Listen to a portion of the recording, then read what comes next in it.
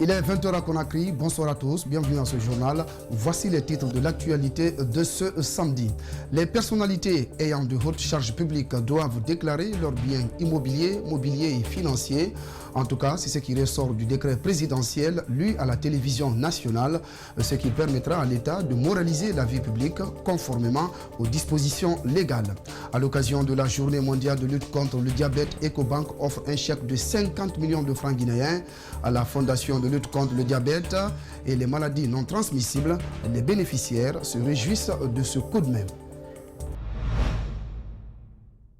Soyez les bienvenus à ce journal. Les personnalités ayant de hautes charges publiques doivent déclarer leurs biens mobiliers, immobiliers et financiers. En tout cas, c'est ce qui ressort du décret présidentiel lu à la télévision nationale, ce qui permettra à l'État de moraliser la vie publique conformément aux dispositions légales. Toutefois, la déclaration du patrimoine des cadres du pays donne des avis controversés. Ali Badra Kamara, Ibrahima Souri Kamara. Il s'agit d'un décret portant sur la déclaration du patrimoine des personnalités assumant de hautes charges publiques, dont entre autres le président de la République, le président de l'Assemblée nationale, les présidents des institutions constitutionnelles, les membres du gouvernement, le gouverneur de la Banque centrale et les responsables de la régie financière de l'État. Selon le président de l'Alliance démocratique pour le renouveau, le décret dont il s'agit s'ajoute aux nombreux textes de loi déjà en désuétude dans le pays. Puisque comme vous voyez dans notre pays depuis un certain temps, il y a cette montée vertigineuse de la corruption, du détournement de deniers publics et il n'y a aucune action qui est engagée pour arrêter cela. Je pense que mieux vaut tard que jamais, mais le gros problème sera au niveau de l'application. Cette déclaration du patrimoine est le contenu de l'article 36 de la Constitution de 2010, qui est d'ailleurs renforcé par la nouvelle Constitution de mars 2020. Le gouvernement entend dans les jours à venir procéder à la mise en application du dit décret. Ceci pour la moralisation de la vie publique. Par ailleurs, il s'agit des biens et revenus, des biens immobiliers, mobiliers et financiers, dont dispose le déclarant en République de Guinée ainsi qu'à l'étranger. Pour le président de l'Union pour le changement de Guinée, l'un des partis alliés de la mouvance présidentielle estime que le président doit s'impliquer davantage pour éviter que cela soit un champ de règlement de comptes. Tout ce que je voudrais demander, c'est de continuer les réformes, de continuer toujours à faire les réformes et puis de trouver en sorte que les Guinéens se sentent plus à l'aise et qu'il n'y ait pas de pression sur les Guinéens, et que cela ne soit pas une affaire de règlement de compte des uns des autres, et qu'il suive lui-même ce dossier de manière particulière. Donc moi, c'est tout à fait à l'honneur. Et s'il prend cette décision, un décret, et qu'il faut aller jusqu'au bout, c'est ce que j'ai dit, il faudrait que désormais les lois puissent travailler avec les lois dans ce pays. Pour le président de l'Alliance démocratique pour le renouveau, ce décret pourrait bien être une diversion pour détourner l'attention sur le scrutin présidentiel du 18 octobre dernier. Le climat politique se détériore suite à l'arrestation de certains opposants au régime en place, constate un acteur de la société civile. Sékou Doré de la coordination du réseau Afrique Jeunesse de Guinée craint de nouvelles manifestations aux conséquences néfastes. Pour cela, il appelle les protagonistes à privilégier le dialogue. Djibril Ba, Ibrahima Dekosouma. Depuis le début de la semaine, certains opposants sont dans le collimateur du pouvoir d'Alpha Condé. Ce bras de fer n'est pas de nature à favoriser la stabilité du pays. Cela ne reste pas sans conséquence sur l'économie nationale, selon le coordinateur du réseau Afrique Jeunesse de Guinée. Chaque fois qu'il y a manifestation, il y a l'État qui perd énormément d'argent. Il y a l'opposition également qui dépense beaucoup d'argent pour que les manifestations puissent réussir. Donc c'est pour vous dire que les manifestations n'arrangent personne. Pour Doré, le dialogue est indispensable. Il regrette aujourd'hui qu'après tout, les acteurs politiques font recours à une table ronde, alors qu'ils doivent commencer par là. Et parce que sans un dialogue franc et sincère, il est difficile que le pays puisse se développer. Et on sait bien qu'il n'y a pas de développement sans paix. Il appelle les autorités à renoncer aux arrestations des politiques. Toutefois, il est du devoir, dit-il, de tous ses camarades de la société civile à œuvrer dans ce sens. Cela répond à un des objectifs clés de leur organisation. Je demande au gouvernement de s'asseoir aux arrestations arbitraires et à l'intimidation, chose qui est contraire aux principes basiques de la démocratie et ça viole les principes des droits de l'homme à travers la Déclaration universelle des droits de l'homme que le gouvernement guinéen a ratifiée. Pour l'heure, le chef de l'État dit que ce n'est pas une chasse aux sorcières. C'est en ces termes qu'il s'est exprimé ce samedi chez nos confrères de RFI. Pendant ce temps, les militants du RPG Arc-en-Ciel de Matoto célèbrent la victoire du candidat Alpha Condé et ils manifestent leur joie après l'élection de leur candidat à la magistrature suprême du pays. Ils en ont profité pour appeler l'ensemble des Guinéens à la culture de la paix et à la quiétude sociale. Aminata Wilsouma, Ouminatou Sidibé, Aboubakar Din Kamara. Ils sont des militants du parti vainqueur à la présidentielle du 18 octobre dernier. Cette cérémonie est organisée pour célébrer la victoire du RPG Arc-en-Ciel.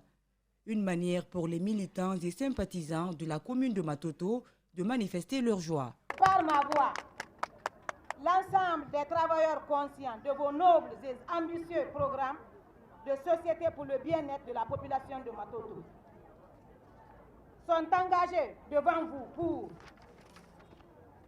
accompagner le président bâtisseur dans sa noble mais exaltante mission pour une Guinée libre, pacifique et prospère. Cette cérémonie a connu la forte mobilisation des femmes et jeunes du RPG Arc-en-Ciel qui, pour le reste, ont saisi l'occasion pour en appeler à la paix et à la quiétude sociale pour un développement durable et harmonieux en République de Guinée. La population de Matoto, nous venons de sortir d'une élection. En ma qualité de première autorité, je demande la paix, la quiétude. Nous sommes une et indivisibles. Il n'y a pas de Guinéen aujourd'hui qui est contre le devenir de ce pays. Aujourd'hui, qu'il soit Malinké, Peul ou Soussou, Forestier, Kissi, Guerzé, Lalo, Landouma, notre souci aujourd'hui, c'est comment développer notre cher pays, la Guinée. Des artistes n'ont pas été en marge de la cérémonie. Ils ont à leur tour joué leur partition en esquissant des pas de danse sur fond de musique traditionnelle.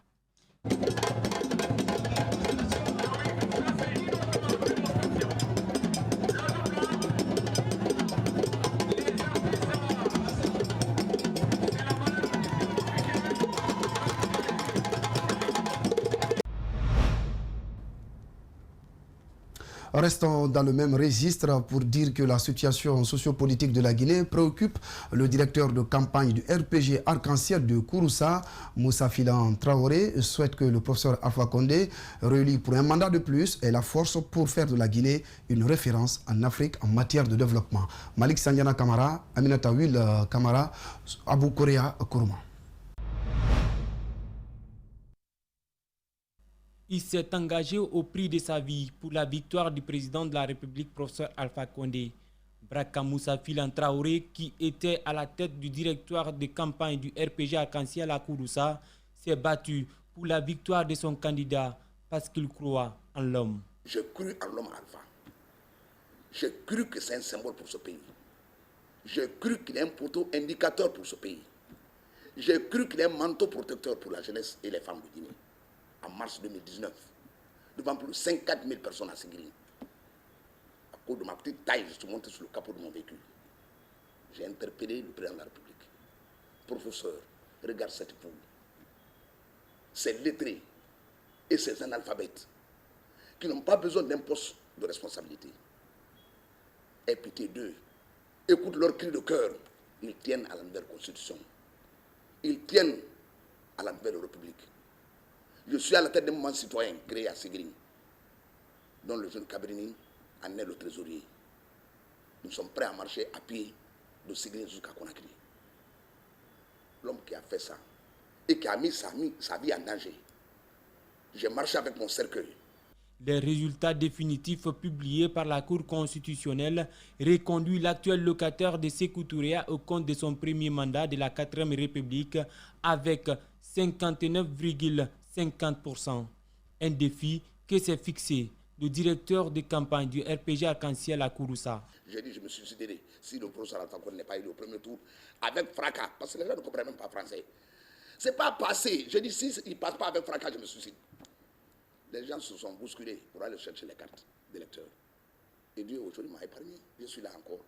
Les femmes, les jeunes étant la priorité des priorités du président de la République, Braka Moussa Traoré croit au développement de la Guinée. Je jure sur mon honneur, dans 3 ans, je jure sur mon honneur, le panier de la ménagère de la Guinée, entre moi et Dieu, je jure encore, le panier de la ménagère de la Guinée sera le meilleur panier en Afrique de l'Ouest.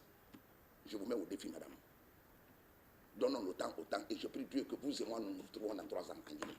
Philan Traoré invite au même moment la population guinéenne, toute obédience politique, à faire de la Guinée une priorité afin de pouvoir atteindre les objectifs fixés qui est le développement. On poursuit ce journal. Des religieux sur l'axe Le Prince prônent des messages de paix suite à la crise post-électorale. Il s'agit des imams réunis en collectif inspirés du Saint-Coran qui parlent de la nécessité de la quiétude sociale lors d'une rencontre tenue vendredi à Simbaya dans la commune de Mratoma. Fadama Mustafa Kourouma, Ibrahima Souri Kamara. Les violences post-électorales alimentent les débats dans le pays. Les chefs religieux sont inquiets, ils prennent leur bâton de pèlerin pour apaiser les tensions. Réunis en collectif, ils regrettent les incidents survenus le 18 octobre dernier.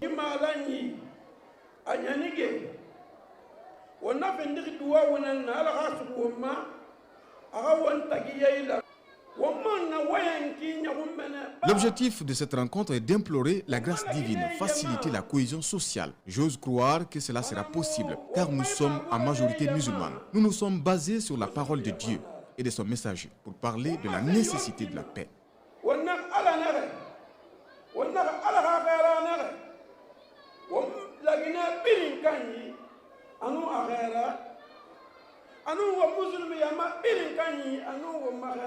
La paix et la justice sont 2 choses indissociables, rappellent ces religieux. Alors ce conférencier ajoute que la quiétude doit être la priorité de tous les Guinéens.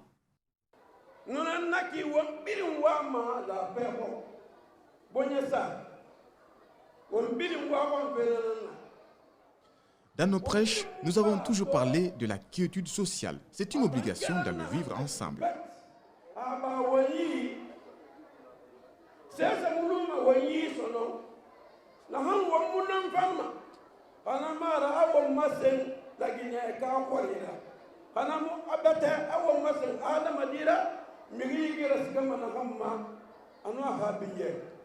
Ces chefs religieux exhortent les acteurs politiques à leur emboîter les pas pour que la paix règne entre les Guinéens.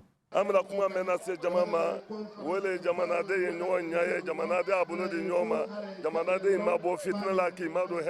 invitons les Guinéens à s'aimer et à se pardonner, qu'on arrête de s'entretuer et de détruire les biens d'autrui, car cela ne profite à personne. Il faut le rappeler que les violences post-électorales ont enregistré des cas de mort et des dégâts matériels considérables. Vous êtes nombreux sans doute à vous demander comment évolue le barrage hydroélectrique de Soapiti. Eh bien, pour répondre à cette préoccupation, la ministre de l'Énergie, Bountoura Biyatara, a effectué une visite de terrain vendredi pour s'enquérir du niveau d'avancement des travaux sur place. À date, le niveau d'exécution de ce méga projet est à 96%. On fait le point avec Malik Sandiana Kamara. Le barrage hydroélectrique de Soapiti, qui est d'une capacité de 440 MW, est en phase de finalisation. Du réservoir d'eau en passant par l'usine et les autres installations du barrage, les travaux avancent désormais à grands pas après une période de ralentissement due à la pandémie de coronavirus. Une satisfaction pour la ministre de l'Énergie de voir ce méga projet devenir une réalité. Et je peux vous dire que les travaux évoluent avec une grande satisfaction en dépit de la pandémie de Covid-19.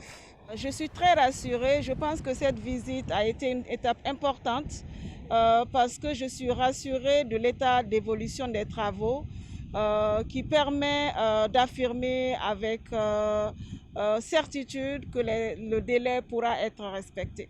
À en croire le directeur général du projet hydroélectrique de Soapiti, cette infrastructure pourrait être disponible d'ici la fin du premier trimestre de 2021. Cette précision de Amara Kamara est faite sur la base du taux d'exécution des travaux effectués. Par exemple, au niveau du génie civil, les travaux sont à 99% et à l'hydromécanique, les 3 groupes sont tous posés. Le premier est déjà en phase d'essai et les autres sont en train d'être réglés. Les travaux, le chantier de Soapiti est quasiment terminé. Ce ne sont que des réglages, des finitions, des détails. Au jour d'aujourd'hui, nous tablons sur le premier trimestre de 2021, mais il faudra absolument intégrer cette réalité qui est un facteur exogène. S'il n'y a pas d'autres perturbations, parce que nous travaillons avec des partenaires étrangers, et heureusement que les règles de prévention que nous avons imposées ici allaient un peu au-delà des recommandations des instructions de l'état d'urgence sanitaire. Cela nous a beaucoup aidé. Le chantier, les collaborateurs sont tous confinés. Nous sommes très optimistes qu'en dépit de tout cela, qu'au premier trimestre 2021, déjà nous puissions commencer à présenter les clés après conseil.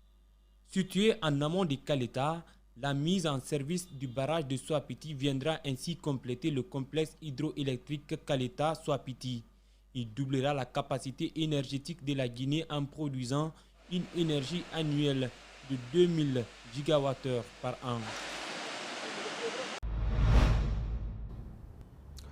Comme annoncé au sommaire, à l'occasion de la journée mondiale de lutte contre le diabète, Ecobank offre un chèque de 50 millions de francs guinéens à la Fondation de lutte contre le diabète et les maladies non transmissibles. Les bénéficiaires se réjouissent de ce coup de main et promettent de redoubler d'efforts dans le cadre de la lutte contre ces maladies qui font beaucoup de victimes dans le monde. Mamadou Kalisso et Haji Aliouba. Selon l'Organisation mondiale de la santé, le nombre de décès dus aux maladies non transmissibles dépassera celui causé par les autres maladies d'ici à 2030. Actuellement, 19 millions d'Africains sont atteints du diabète, mais 60% d'entre eux ne le savent pas. Ecobank Guinée appuie cette fondation pour inverser cette tendance. Les agences de l'intérieur du pays seront mises à contribution pour d'autres actions. À l'heure où nous parlons, comme l'a dit le professeur Nabi, 10 agences d'Ecobank Guinée, reparties à travers tout le pays, feront don de kits de dépistage d'une valeur globale de 75 millions de francs guinéens aux centres de santé situés à l'intérieur du pays. Ensemble, éradiquons le diabète et les autres maladies non transmissibles. La Fondation de lutte contre le diabète et autres maladies non transmissibles a, au nom des malades, apprécié la démarche des donateurs. Elle promet de renforcer ses actions sur le terrain. Le don qui nous a été fait aujourd'hui va servir à renforcer les capacités de la Fondation pour les objectifs prioritaires qu'elle s'est assignés. Ces objectifs prioritaires, c'est la sensibilisation, c'est le dépistage, c'est la formation des professionnels de santé, c'est la formation des pères éducateurs, c'est le suivi terrain des activités qui sont réalisées de sorte à comprendre comment le diabète évolue dans notre pays. Un document de témoignage sur le quotidien des personnes vivant avec ces maladies chroniques sera bientôt édité par l'Harmattan Guinée. Je vous assure que dès le 1er janvier, ce livre sera disponible ici en Guinée et nous allons diffuser un peu partout dans le pays. Et aussi pour participer à la journée du diabète, avec un diabétique connu depuis plusieurs années, Facilité Mara, nous avons fait ce livre que nous allons distribuer un peu partout dans les bibliothèques, dans les quartiers, pour que les gens puissent comprendre qu'aujourd'hui, on peut vivre avec cette maladie. Terminons ce journal par l'éducation. Le syndicat national de l'éducation salue le report de l'entrée des classes par le ministère en charge de l'éducation nationale. Michel Pépé Balamou affirme que cette date était intenable pour plusieurs raisons. Il s'est aussi exprimé sur la question des enseignants omis dans la répartition des emplois de temps au lycée Bonfi dans la commune de Matam. André Moussi Minimono, Mohamed Aloussen Kamara. La rentrée des classes initialement prévue le 16 novembre a été reportée au 1er décembre 2020 par le département en charge de l'éducation nationale. Le syndicat national de l'éducation dit ne pas être consulté pour ce report, mais salue tout de même la décision. Le SNE invite le département à mettre ce temps à profit pour régler la situation financière des enseignants. Il fallait faire en sorte que cette rentrée, programmée le 16, soit revue à l'effet de permettre aux enseignants de rentrer en possession de leur salaire, de rentrer en possession de leur prime d'incitation, d'être mieux outillés financièrement et psychologiquement pour être en classe, et en même temps aux parents d'élèves aussi de se préparer.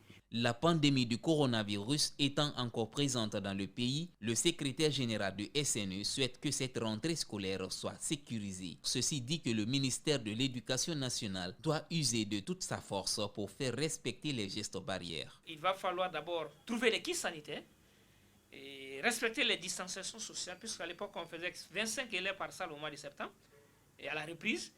Maintenant là, est-ce qu'on va toujours continuer avec les effectifs de 25 à 30 élèves par classe, et si on en fait, ça va doubler, voire même tripler les groupes pédagogiques, et ou trouver des enseignants pour s'occuper de tous ces groupes pédagogiques. Il s'est exprimé ensuite sur la question des 7 enseignants qui seraient omis dans la répartition des emplois au lycée Bonfi. Pour Michel Pépé Balamou, le SLEC devrait suivre la procédure normale plutôt que de mélanger la politique à l'éducation. Aller jusqu'à dire on a envoyé des militants, il faut que nous syndicalistes on se départisse de ces termes comme ça, puisque nous avons des enseignants qui appartiennent à toutes les obédiences politiques.